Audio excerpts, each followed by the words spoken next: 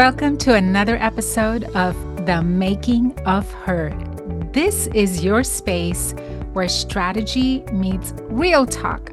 I'm your host, Dr. Meghna and Aditi. Today we are diving into business, into leadership, as well as scaling smart, not hard. My guest today is someone who literally bridges clinical experience and entrepreneurial grit. I want to introduce you to Dr. Aditi Agarwal. She is a dentist. She is an innovator and the co-founder of Practice by Numbers, the all-in-one analytics platform, which is transforming dental practices into high-performance operations. Now, Aditi has built herself on two fronts, the chair as well as the dashboard.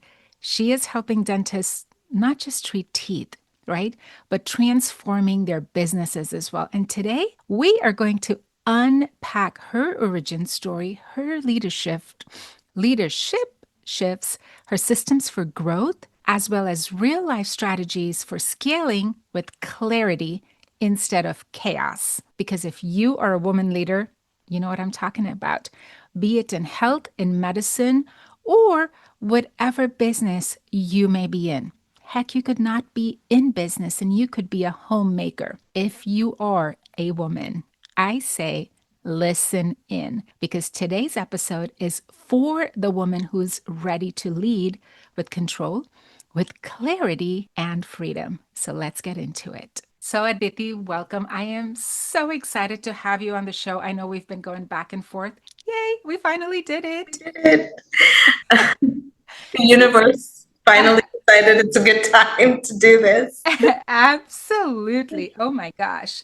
So, for our listeners who may not know you yet, how do you introduce yourself beyond dentist and a tech co founder? Who is Aditi?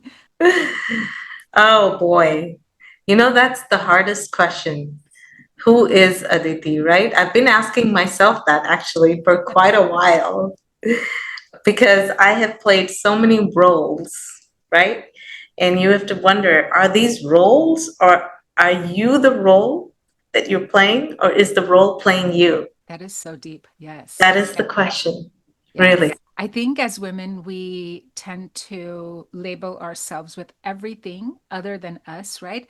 We're a mom, I'm the dentist, I'm the wife, I'm the daughter, I'm a speaker, I am whatever it may be, a business owner. So I love that. I love what you said. Let's just go with dentist and very badass tech co-founder. So you wear two big hats right now, right? The clinician as well as the entrepreneur. What does a typical day look like for you? Oh, my days are insane. But I think I thrive on insanity. So, I don't get rattled by it anymore. I used to. There was a lot of overwhelm in my younger days, but I've started to lean into my teams, my family, and also I've said, okay, I'll do what I can and the best I can, and the rest is up to the universe. I do let it out quite a bit, and just I think having a positive mindset is the most important thing. That it is doable, right? I saw patients today right up to a half hour ago, and I drove home, and now I'm on a podcast. So it's just, and who does that? So. Only a whip smart business owner, clinician who knows her worth. So, yes, absolutely. What season of leadership are you in right now? Are you building? Are you scaling? Are you evolving? What is that looking like for you right now? I think as a leader, you're always evolving. So it doesn't matter. And you're always building. So I think I'm always building, always scaling, always, evolving. But I think what it is the why changes. Your purpose changes. Back in the day, I wanted to just create a safe space for seeing patients. That was my why. Now, my why is creating a space where dentists can feel empowered in their practices. So it's not the style that's changing, it's my why. I That's love it. That is so powerful. So how did you get started in dentistry? What sparked your interest? Well, I was in the dental chair myself for the longest time when I was a child. I was orthodontic care for like almost 4.5 years. And so it was a chair that I really intimately knew. And, uh, and I liked the sciences. And when I was graduating from high school, I wanted to be a real doctor. But Wait, do you mean a dentist is a real doctor? it's good when we call it out ourselves. Right? Oh my gosh. But then I also wanted to work with my hands. So I kind of just fell into dentistry, and of course I'd been, like I said, in the dental chair for a long time. So that was one place that was I was comfortable with it. So, and to be honest, that's how I started in dentistry, and it has been my life for now 30 years. Isn't that And crazy how fast that flies? really, I can't believe it. Sometimes I'm like, wow, it's been 30 years. I'm that young. Right. Earlier this morning, like after I worked like a short morning today, and then I had to go to my younger daughter's high school. She's a senior this year. So they had what their biomedical innovations class teacher does, lunch with a scientist. And that's basically these seniors getting to have lunch with and technically pick the brains of a professional that they think they want to be in, right? I practice so close to NASA. I'm in Houston. So we have astronauts and we have all these really smart engineers and doctors and dentists, and like everybody was there. And that was so empowering for me to see how just the presence of, like you said, being in the chair, right? Our friend Sonia Chopra has a similar story where she wanted to help patients not go through what she went through as a child. And I was like, man, we get to empower this younger generation, seeing Yes. how we were impacted in our own way. So I love that. I love that. It's amazing. So, how did all this lead into practice by numbers, though? Well, in the early days of my startup, I had my first startup in 2010, and right after the in a really depressed market, and I thought, oh yeah, I can do this. I had already been an associate for a few years, I think 7, 8 years. So clinically, I was pretty strong. But then I realized, man, running a business is A whole different ballgame. whole different ball game. Sheesh. And nobody taught me the rules of that ball game. Not even the foundations, let's be No, honest. I How much definitely, business do we learn in dental school? Nothing. I definitely did not come out a winner there. And so, after, my son was 2.5 years old at that time. So, I had a toddler and I had a baby practice that was, very, very like, how do I get this off the grounds? So it was actually my husband and he would be like, well, usually if you can find what problems are in the practice if you look at your numbers. And I was like, well, where the hell got these numbers? Yes. And that's kind of where we started to, turn one stone. And then slowly, one thing after the other, we realized that there wasn't anything like this for dentists at all. So then my husband and I made a decision to, uh, you know what, take a turn and let's create something Mhm. which other dentists can use. And of course, it takes a long time. And I used it in my practice initially, of course, and I saw tremendous growth. So I was like, wow, just it. And now I call it akin to practicing with loops. Oh my gosh, that is so brilliant. I love that. I love that. It's like I can't work without my loops. I can't work without my numbers. It's Yeah, you got to see. If you can't see, you can't fix. exactly. What you cannot measure, you cannot grow. That's what my dad always taught me. It's like Yeah. you can't grow it if you can't measure it. Now, let's be honest. Technology and dentistry don't always play nice. Oh no. Even though as dentists, we love our tech, don't we? I mean, we love all the shiny stuff, but it is the marriage isn't always perfect. What resistance did you face when you decided I was going to bring data, all these numbers into the dental world and change everybody's lives? And you are changing it, let's admit it. But what was that resistance like early on? What did it look like? Oh, heck of a lot of resistance. I mean, I know my kind. I'm resistant too, you know. The biggest person to convince is I had to convince myself that this, but you know, when you say it's like you do the baby steps, right? You're like, okay, I'm going to try it. I'm going to see. And I tried it and I saw positive results. And I'm like, really? That's all I got to do? That's And, you know, these tiny changes made such a big difference. It gave me back so much time for my family. I mean, that is precious to me. And when I saw that, I was like, okay, we're onto something. So we need to make sure that we build on it. And that's why when we go out, you know, I tell people this is not technology. Yes, it has a learning curve. Everything has a learning curve, right? But once you embrace it in the right way, it will give you back. And it may not give you back, yes, it'll give you back tangible assets if you know how to measure those. But if you don't know how to measure that, it'll definitely give you back time. yeah, for sure.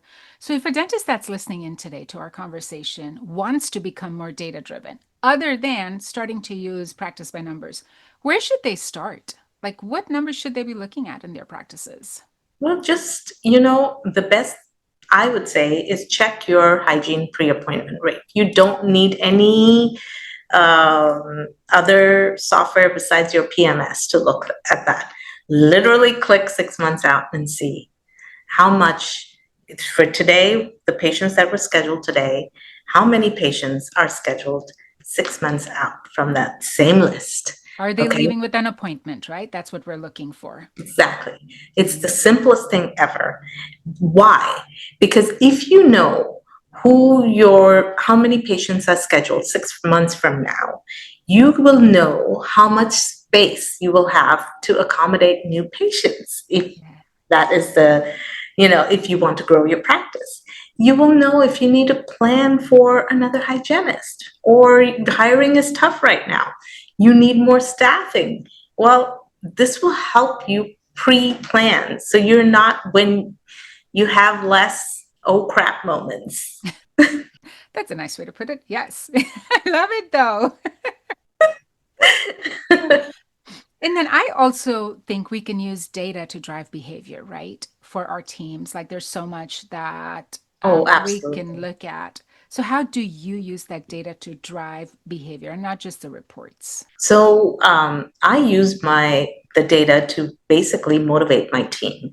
And also the other thing we use data is that every person in my office, every role has their individual KPIs, which they get sort of KPI is a key performance indicator, which Mhm. they get monitored and monetized on. That's interesting. Love it. Keep So going. I'm listening. it makes a big difference because what happens is there's no more, you know, everybody's pointing fingers because Yeah. the scheduling team is saying, well, the team didn't do their job, or the production team is saying the collection team didn't do their job. So there's always all of these back and forth. So instead, I said, okay, we're each going to have a metric, and each person is going to get compensated and motivated based on the goals that they have for their metric. So they only have to work on a smaller set of um, individual metrics, which makes it easier. It's easier for them to follow. It's easier for me to follow. And you have really narrowed down their focus so they can actually focus on something. They get to take ownership. What? Absolutely. That, Absolutely. yes, yes.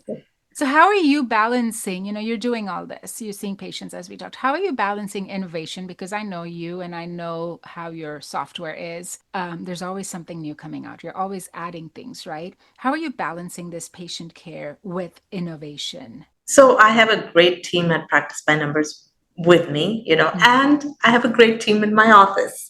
So I can't do it without my teams. They uplift me, they want me to succeed, and they are my shoulders, my neck, my back, my spine, everything. They lift me up.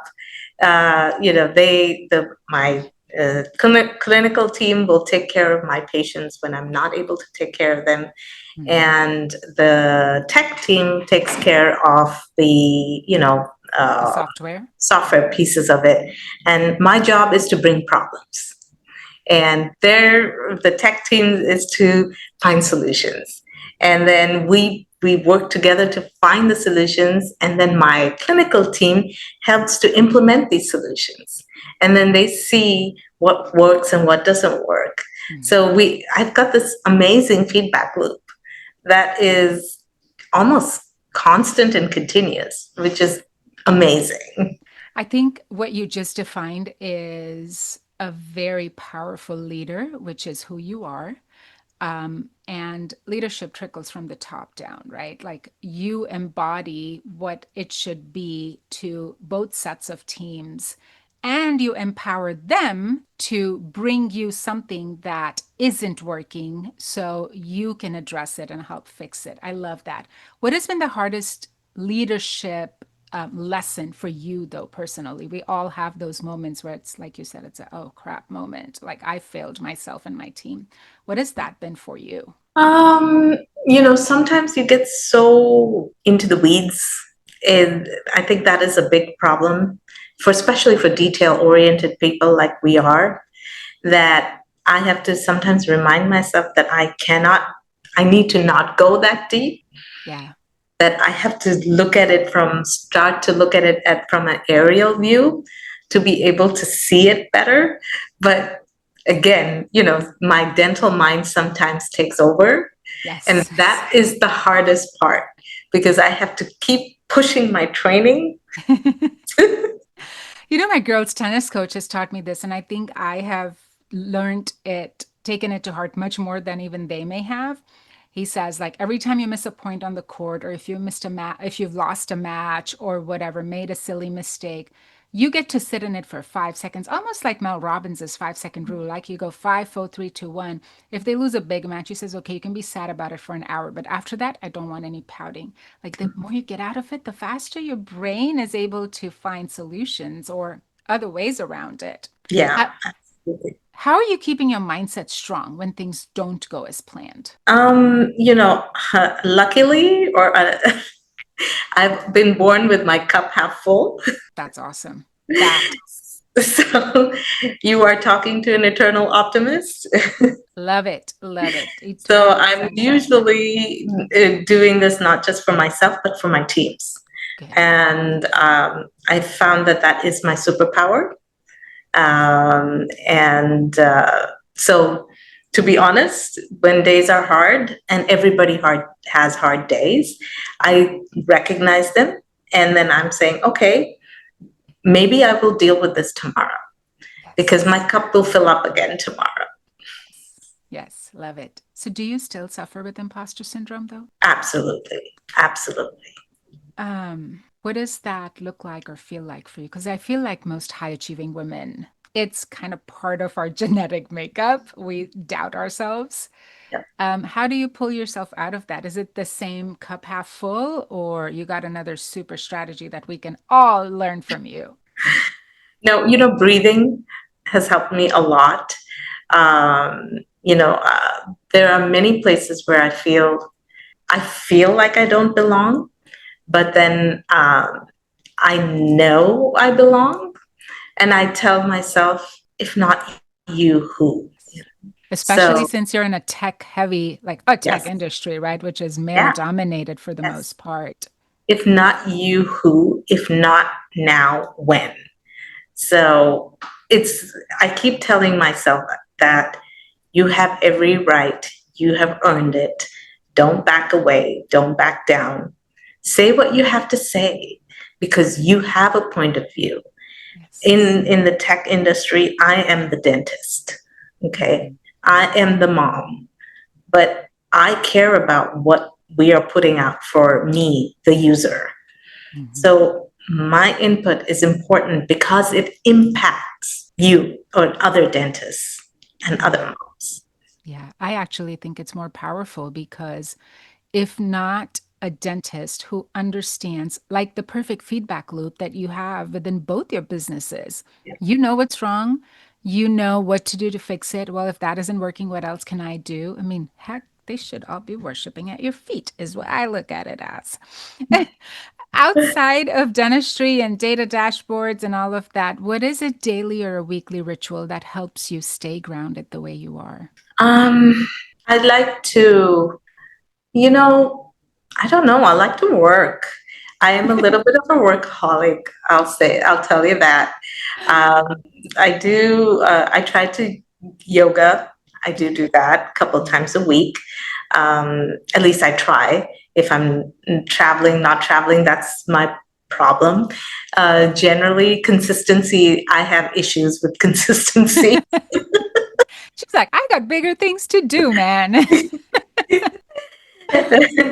But I'm a very social person, so I really enjoy meeting people outside of work as well. So I do that. Even my kids are like, "Are you going out for dinner again?" And I'm like, "Yeah," but I do love interacting one on one with people, and so that kind of fills my cup as well. But a lot, yoga, breathing. I do a lot of breathing, so that Oh, really helps. what a wonderful role model your kids have to look up to, someone who is balancing both worlds while obviously they're seeing and knowing that they are incredibly loved. And I think that's so amazing. What impact do you see and want practice by numbers to have on the dental industry in the next, 10 years? Well, we at Practice by Numbers, we have always approached things a little differently. I've always focused on the end user first, right? So I've always thought about me in my shoes. What would it matter? How would it matter? So we do things like we invested heavily early on, and we still continue to invest on customer support and success because I feel like unless I'm supported in my journey of technology, it's very, very important. Otherwise, how will it become successful? What I think where practice by numbers is going is more in we're consolidating, right? We want to make things easier, and we're going to continue to work toward making things easier for the provider, for the professional, so that they can really run their practices like a true CEO. Yeah, love it. What is a piece of advice that you would give to a young female doctor? You know, it could be a dentist, an MD, whoever, who is dreaming bigger than the operatory, bigger than the exam room. What would you say to them? You can do it. If I can do it, you can do it. Um, you don't always have to have a dream, but you have to have a path. Yeah. So sometimes you find your dreams on your path.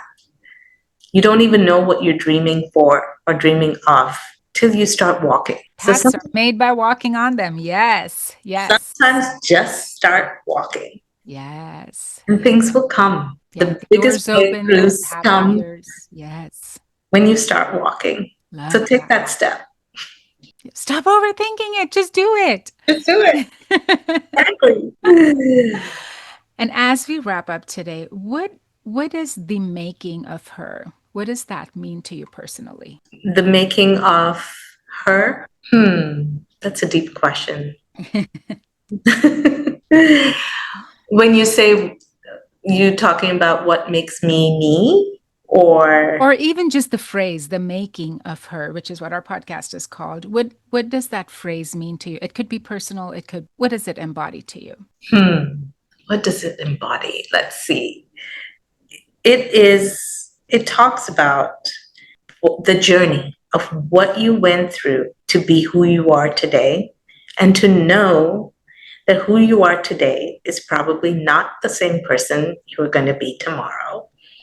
And be okay and acknowledge that journey and thank yourself for all the good, the bad, the ugly, the oh crap moments, because they made you who you are today and they have laid that foundation. They put you on a path, and the path was unknown, but you did it. Yes. You took the chances, you took the risks.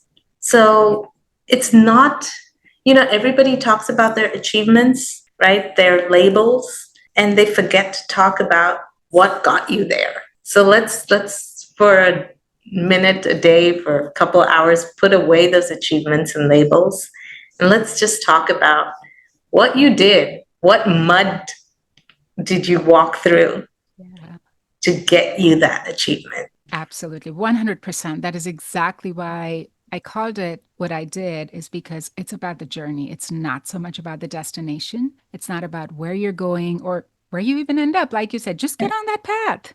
Yeah. But it's the journey that matters. It's like vacations, right? I love planning my trips. I have more fun planning them. And when I get there, I was like, oh, yeah, we're here. But I had so much fun getting to this end point. I love it. Any last words before we let you go? We covered a lot today. I would say, just stick with whatever you're doing. Nothing is impossible, even though it looks like it, whether it's clinical or business related. Jump in. Don't be afraid to take a risk, because only if you take a risk, there will be a reward. Love it. Thank you so much for coming on today, for taking time out of your schedule. I know you just came off of clinic, and sharing your story. I see the grit, I see the persistence, I see the hard work. You make it look so easy, but only you know what it's taken you to get here. And I applaud that. I see you, and I've admired you for a long time, and I continue to do so. Thank you so much. Thank you so much. To our listeners, we will be dropping Aditi's social media handles, the website, details for practice by numbers, all of the fun stuff that she's doing, all of the innovation they're bringing to dentistry. Please do check out, again, I said in the show notes, check out their website. And she was kind enough to offer, if you are a dentist listening in and you're wondering, is this for me? Call their team. She is more than happy to share information with you guys. It's not going to cost you a dime. Just call them, talk to them, get details. And who knows where that path is going to take you. That's it for today. Thank you. You are so welcome. I'm so glad you could do it. As we wrap up, I'm Dr. Meghna Dasani. You are listening to The Making of Her. We are talking about leadership strategy and becoming her. Until next time.